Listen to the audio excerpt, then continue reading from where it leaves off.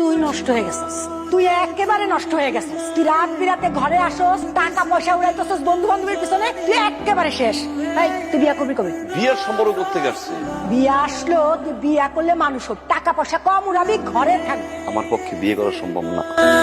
বগর বগর বগর বগর। রামজানের মা পরিমল ভাই, আপনারা যে বলেন যে আমাকে কোচিং এ নামাই দিয়ে আসছে। মিথ্যা বলা যাবে না। আপামনি ভ্যানে ওঠেন। আমি তো ভান্ডে যাইতেই চাইছি, তোমরা তো একটু আগে আমার কোমরে হাত দিছো। মামা আমার সারা চলো বাকি। একদিন তোমাকে না দেখলে বড় কষ্ট হয়। এই মনটা যেন আমার পুরো নষ্ট হয়। কি হইছে? এই যে আমি ইশারা দিলে তুমি সব ছাইরা আমার কাছে চলে আসো। 7টা বছর ধরে আমরা রিলেশনে আছি, একটা বার আই লাভ ইউ বলো না।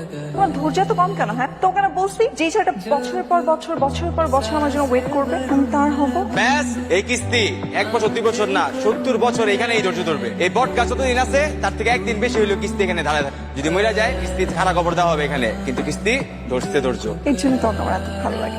মা ক্ষুধা লাগছে, খাবার দাও। টেবিলে মারা আছে, এখানে শরীরটাই খারাপ আজকে। খারাপ আসিল, এখন ভালো হয়ে গেছে। আমি তো পাত্রী পায়া গেছি। কই পেয়ে গেছো? আরে কোচিং এ পড়া কে? দিদি। রিদি নাকি লক্ষ্মী মেয়ে? এই তোমার কে বলছে লক্ষ্মী মেয়ে? তোমার তো বেহায়া অসভ্য বান্দর একটা মেয়ে আছে। সালাপালা করে দিচ্ছে জীবনটা আমার। আমি মকবুল 3-3বারের রানিং চেয়ারম্যান। আমার মেয়েরে মশা কামড়াবে, এটা কিছু হইলো? কোথায় মশাই কমে? তোমার ওইখানে এত বড় বড় মশা, মাছি আমার মেয়ের কানের কাছে বনবন বনবন করে। আমার মেয়ে পড়ায় অমনোযোগী হয়, তাই আমার মেয়ে আর ওইখানে পড়তে যাবে না। আলহামদুলিল্লাহ, তাহলে আমি আজকে আসি। খাওয়া দাও।